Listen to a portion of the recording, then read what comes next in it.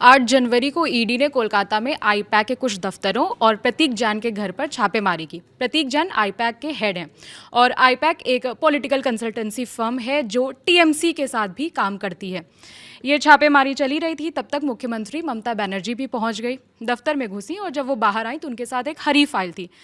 File को दिखाते हुए उन्होंने बीजेपी पर कुछ आरोप लगाए और उसके आगे क्या हुआ, जो इतनी बड़ी खबर बन गई जिसकी, वो हमें रजत बताएंगे।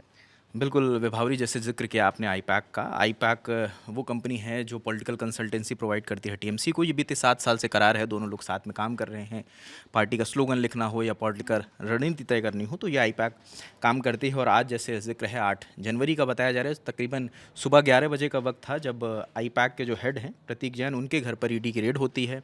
रेड चली रही होती है, उसके बीच ममता बनर्जी वहाँ पर पहुँचती हैं। ये सेंट्रल कोलकाता में जो उनका घर है वहाँ का मामला है और वहाँ से वो कुछ देर वहाँ पर रुकती हैं। उसके बाद वो बाहर निकलती हैं, उनके हाथ में एक हरी फाइल होती है। उसके बाद वो कहती हैं कि ये पूरी स्क्रिप्ट है जो लिखी गई है केंद्रीय गृह मंत्री अमित शाह के द्वारा। और उसके बाद वहाँ पर कुछ देर रुकती हैं। उसके बाद वो जो आईपैक का दफ्तर है सॉल्ट लेक के सेक्टर 5 में गोदरेज वाटर हाउस बिल्डिंग है, वहाँ पर पहुँचती हैं और बताते हैं कि वो बैक डोर से एंट्री लेती हैं।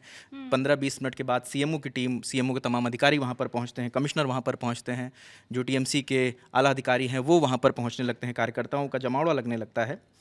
तो उसके बीच जो अनुपम मिश्र हैं और तपस्वी गुप्ता की रिपोर्ट के मुताबिक के हवाले से बता रहा हूँ कि दफ्तर में जब वो एंट्री लेती हैं उस दौरान कुछ अहम फाइलें, बताया जा रहा है कि उन्होंने जो उनके साथ काफिला आया था, जो गाड़ियों का काफिला आया था, उसमें कुछ अहम फाइलें रखी गई हैं।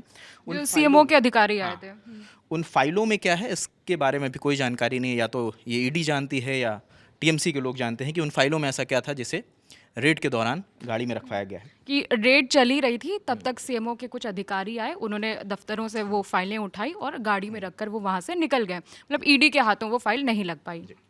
और जिन आरोपों का आप जिक्र कर रही हैं, तो ममता बनर्जी ने मीडिया से मुखातिब होते हुए कहा कि यह बहुत दुर्भाग्यपूर्ण है कि ईडी हमारे आईटी सेक्टर के ऑफिस में उम्मीदवारों की लिस्ट, पार्टी की रणनीति और पार्टी के प्लान और उससे जुड़े तमाम डॉक्यूमेंट्स लेने आई थी। और वो गृह मंत्री अमित शाह को संबोधित करते हुए कहती हैं, ये शरारती गृह मंत्री ने करवाया है जो देश को सुरक्षित नहीं रख सकते। अमित शाह हमारी पार्टी के उम्मीदवारों की लिस्ट इकट्ठा करना चाहते हैं, वे मेरी पार्टी के दस्तावेज ले रहे हैं कहाँ, जहाँ कोई गार्ड नहीं था।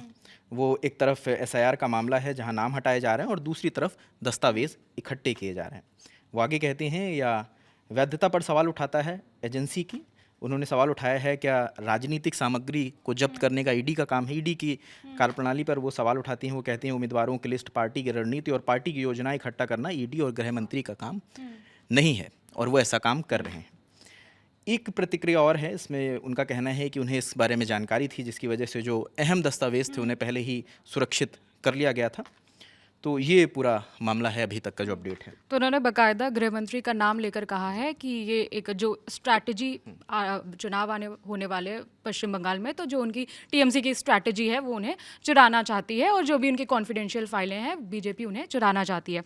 अब इसमें बीजेपी की क्या प्रतिक्रिया है? एक प्रतिक्रिया इसमें शुभेंदु अधिकारी जो बंगाल के बीजेपी के एलओपी हैं, मतलब विधानसभा में नेता प्रतिपक्ष हैं, वो उनका कहना है कि मैं छापेमारी पर कोई टिप्पणी नहीं करूंगा। छापेमारी क्यों चल रही है इसका जवाब ईडी बेहतर दे सकती है।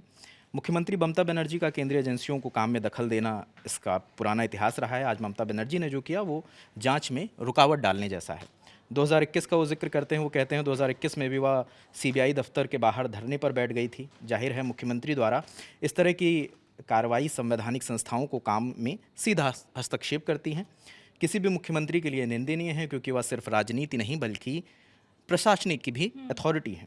ईडी को अपने अधिकारों का इस्तेमाल करते हुए मुख्यमंत्री के खिलाफ कार्रवाई ज़रूर करनी चाहिए। तो ये लबोलुआब है जो शुभेंदु अधिकारी का कहना है।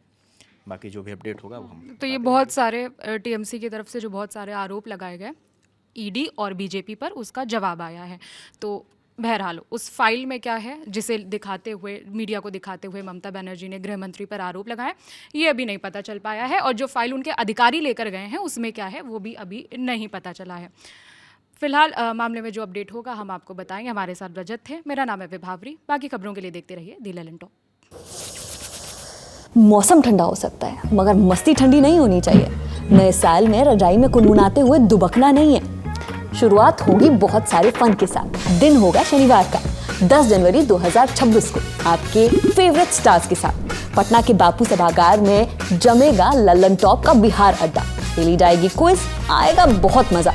और यहाँ आने के लिए आपको सिर्फ फ्री में रजिस्ट्रेशन कराना है। So what are you waiting for?